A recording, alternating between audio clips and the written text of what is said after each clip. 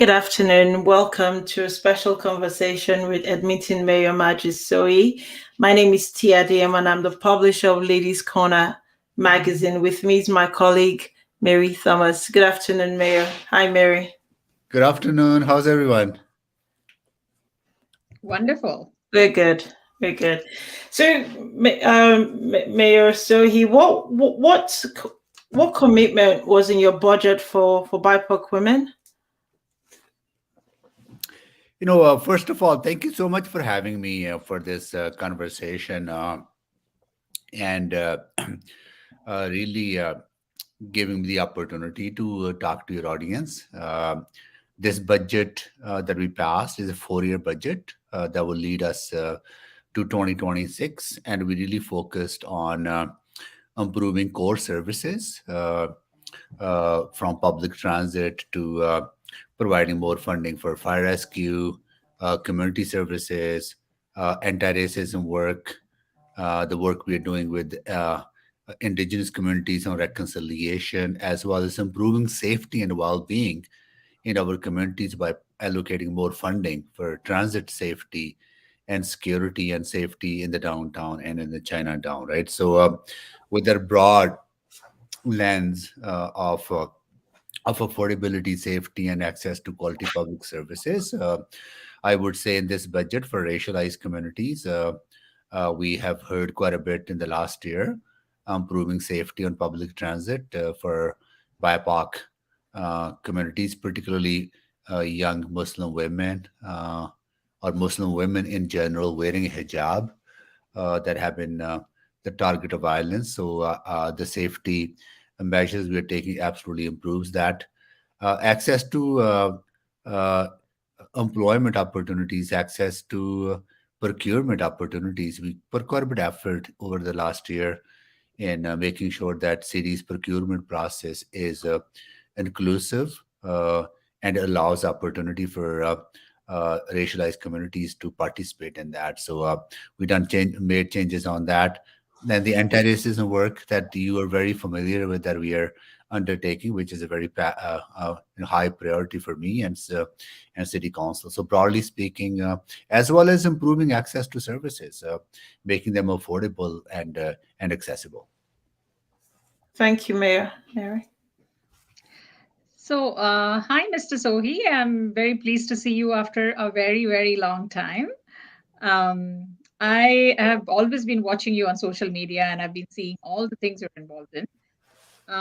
I have a big question, and this is a big question. How would you rate your years in office?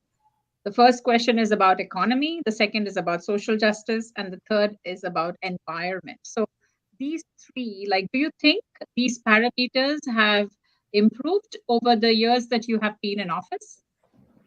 We are tracking the commitments that we made during the campaign, and we are reporting on that progress. So you can actually follow that at Amarjeet.Sohi, my website. There's a dashboard that you can follow that gives us update on what we're doing for economic growth, for example, in this budget.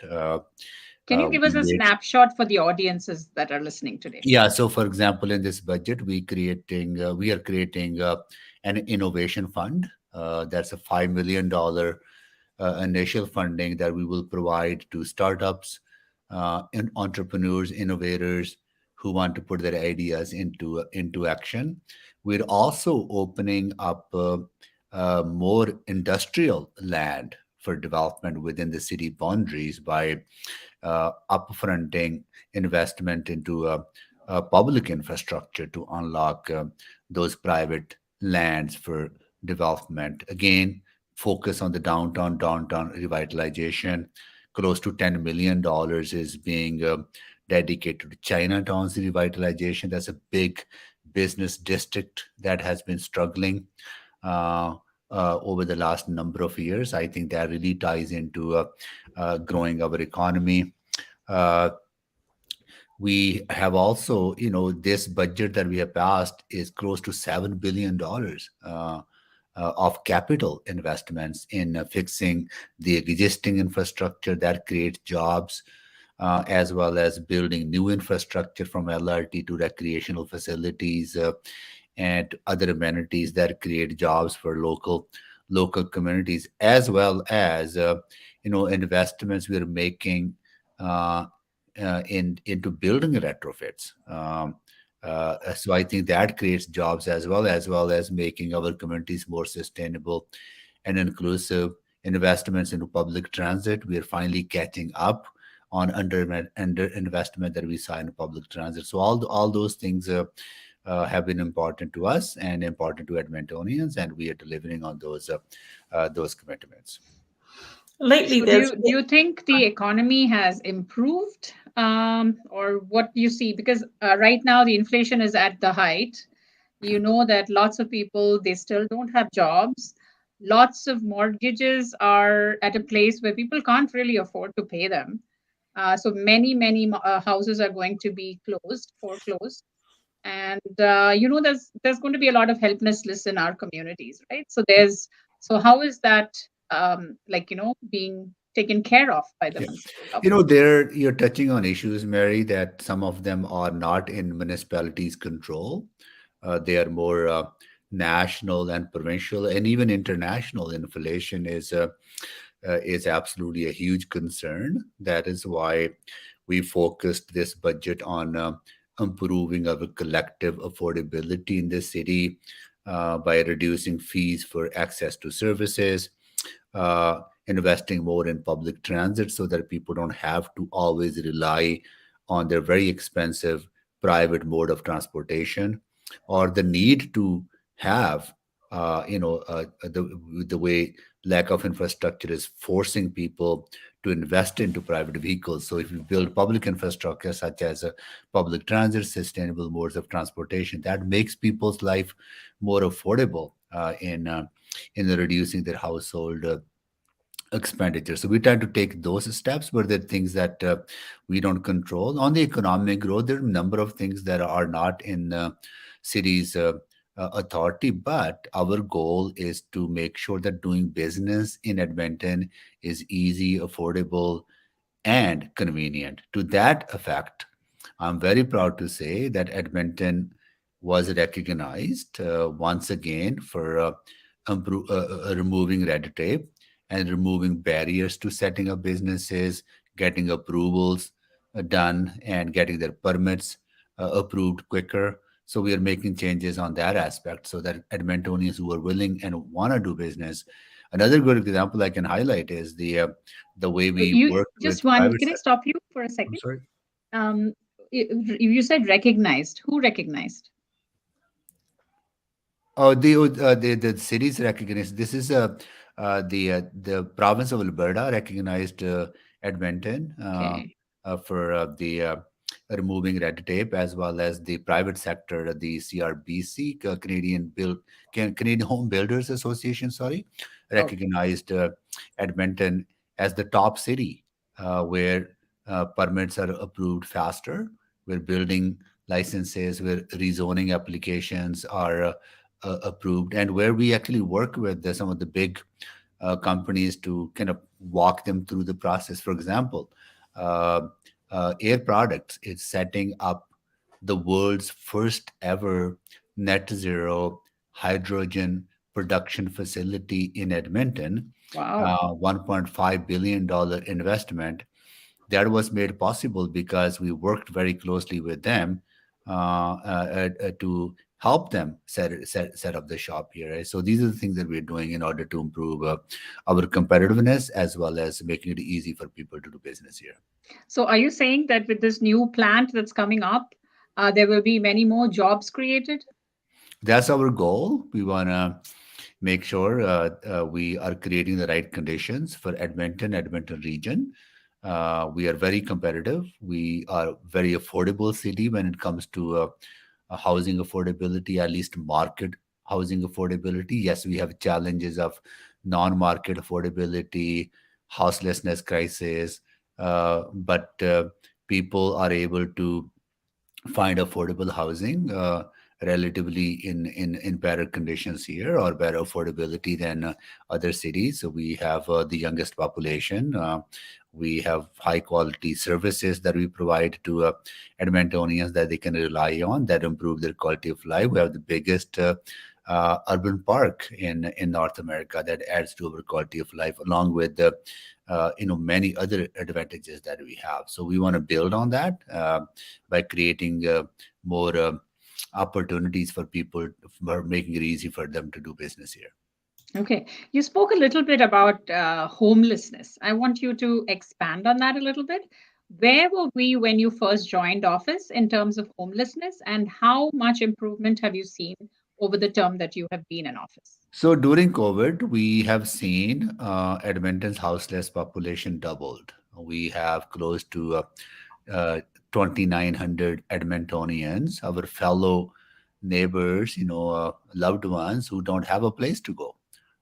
And close to 1,300 of them are sleeping outside because they have no shelter to go to, or the shelter that they go to is not appropriate, or they're sleeping in a shelter, or they're sleeping outside. And we have a responsibility to make sure that we are doing what we can. But I also want to make it very clear that ending houselessness, tackling houselessness, mental health, addictions crisis are provincial responsibilities, and we're working closely with province to ensure they step up to do their part. At the same time, we are doing our part. I'll share some examples with you. For example, we have allocated more funding to open up more appropriate shelters that people can uh, go to and warm up and stay overnight.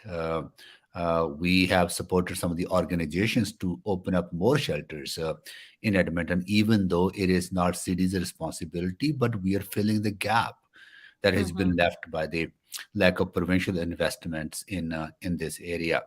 In this budget, I'm very proud that we have allocated more resources to build, support more affordable housing, and we will be able to leverage those resources and unlock close to $900 million of investment in affordable housing in the next 4 years. Wow. We have also created a fund where nonprofit affordable housing providers uh, can tap into uh, to uh, to give them some relief on the property taxes that they have to pay to the municipality. We are also investing more in crisis diversion, which means that instead of people coming into contact with police, which is very expensive, they can call 211, and we will have social workers and other workers available that can go and provide that necessary support to hustlers people or people struggling with mental health or addiction. So we are doing what we can on our side, along with increasing funding for police. In this budget, we have increased police funding by $7 million, Oh, as well as we are providing Edmonton Police $22.3 million dollars to stabilize their funding that has been partially reduced by the provincial government, where they take more money out of the photo radar revenue as well as the automated enforcement revenue. So we are making up for that shortfall in the funding. So we are taking a number of steps to tackle this issue, but it's a shared responsibility, and we will continue to stress up on the province that they need to do their part. yeah. I remember my first interview with you when you became mayor. We had spoken about your support for multicultural media. You know, there are a few of them, and we are one of them. And you had mentioned that you would support us. How do you think that has gone so far? We had a very healthy debate at one of the council meetings about the role of the local community-based media. And city is reaching out to number of organizations. They are advertising through number of local organizations. I have seen some ads being placed related to snow and ice uh, So we can changes. approach you after this interview. Well, this is administration's job. It's not mayor's office. Like mayor's office doesn't allocate Yeah, yeah, funding. but the city is You know, not advertising through LCC Media, so LCC Media does not have access to any of those funds to sustain what we do here. Is yeah. there So something the mayor can do? our job is to set Mhm. policy and procedures. Then administration's job to allocate those funds to different organizations. So I would encourage you to talk to our administration and explore what support is available for particular organizations such as yours. So you're saying that you've cut the red tape for organizations like us as well. You know, we are opening up cities procurements to diverse organizations who want to do business with the city. And as a media organization, there's a process to follow that is available. And I would encourage you to talk to administration on that. Thank you so much for answering that question. Yeah. Um, what are the key things that you think have been great accomplishments during your tenure as mayor?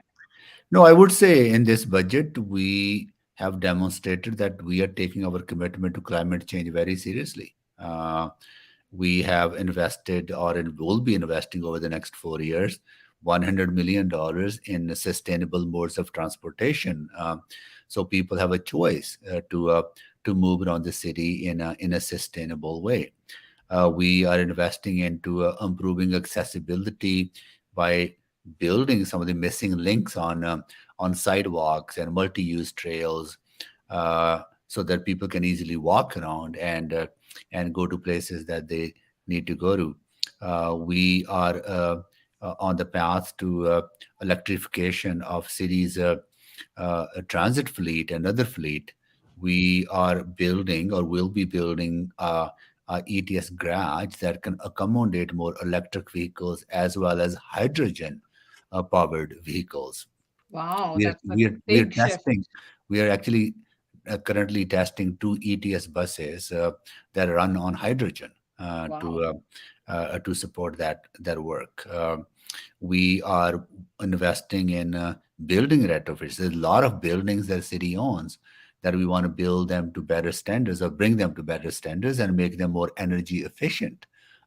So there's a lot of things that we're doing on climate change, economic growth, diversity, inclusion, the work that we're leading with indigenous communities on reconciliation, as well as improving services. For example, on-demand public transit would have been eliminated come April of this year, but in the last budget, we made a commitment to make that service permanent into the future, right? So there's a number of Wow. actions that we That's have. awesome. Yeah, I'm glad to hear that. yeah. Okay, did you want me to ask a question on vandalism now? There seems to be an increase in vandalism of admitting transport vehicles. What is the city doing about that? We take uh, safety very, very seriously. We have done number of things. I made this priority from day one. I got elected, and so we have added more transit security officers. I think we are up to 97 transit security officers. That's addition of I think 30 more officers compared to last year. We are working with some of the indigenous organizations to add more social workers who work along transit security officers to improve safety. We have amended our passenger conduct bylaw to give more powers to bylaw officers to move people along if they're causing harm or they're just hanging out at LRT stations. If they're not using the LRT. And we have also, as I said, increased funding for police. And we have also created a task force that is consists of EPS, fire, social workers, that actually specifically look at problem properties that are abandoned properties, derelict properties that have been a huge risk for fire and hazard. So we are taking actions in that area as well. That's awesome. Thank you so much for sharing your accomplishments with Thank us. you, Mayor. I have one more question, which is about snow cleaning. This year, we found that in the residential areas, there's been mounds of snow, and lots of places there hasn't been pretty much no cleaning. So, is there a particular reason why it's not being done? I'm glad you asked that question because when I look back at the snow and ice clearing budget, we have actually seen that budget decline over the last few years. So in this budget, we are restoring that budget back. So we added more resources this year, and those resources will go actually further increase over the next 3 years. So first time in after a few years of reductions, you are actually seeing more money added to snow clearing. So because we had a lot of complaints last year, that there were complaints about windrows. This year, we went back to the old policy of scraping off residential areas instead of blading them to the bare pavement, which created windrows.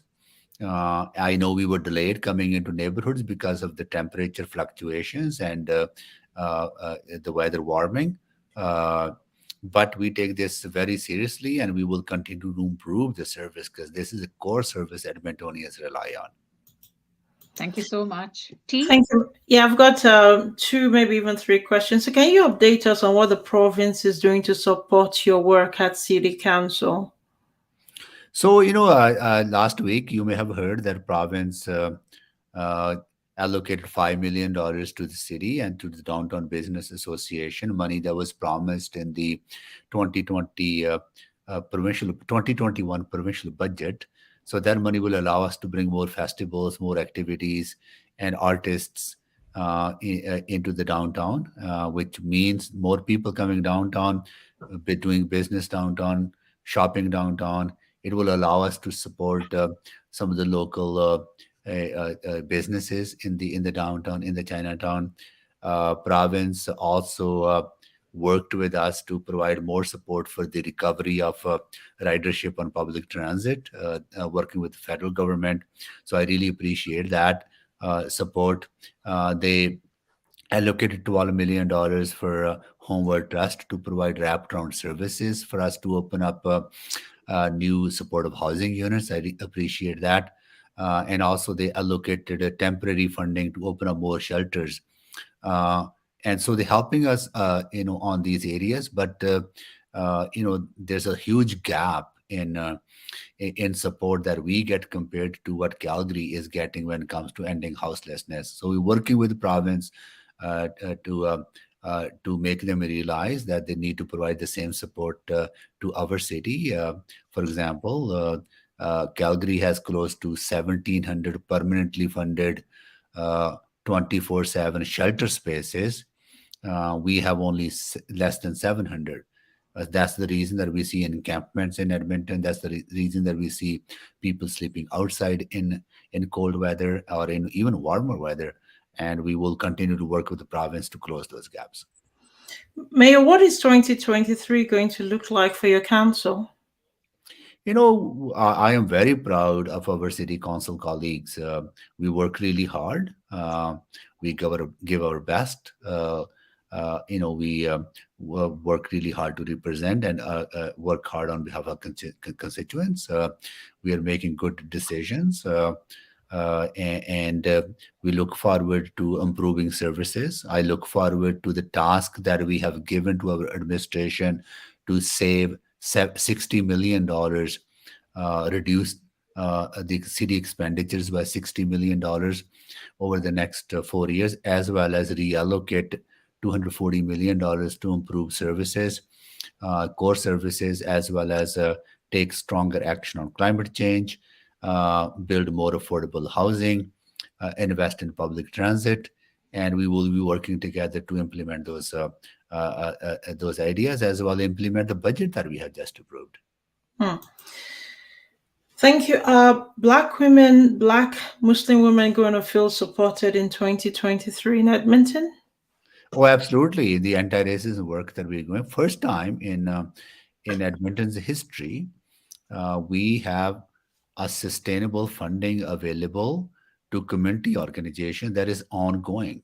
Uh, we are implementing our anti-racism strategy. We're in the process of setting up a independent community-based organization to lead their work.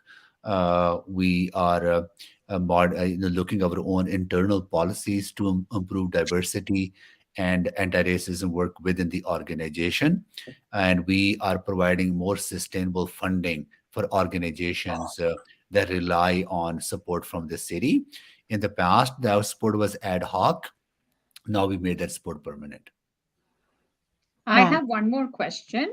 Yeah. It's regarding disability provisions. Like, how do you think it has improved over the tenure that you've been in office? I'm sorry, which Disability for people with disability.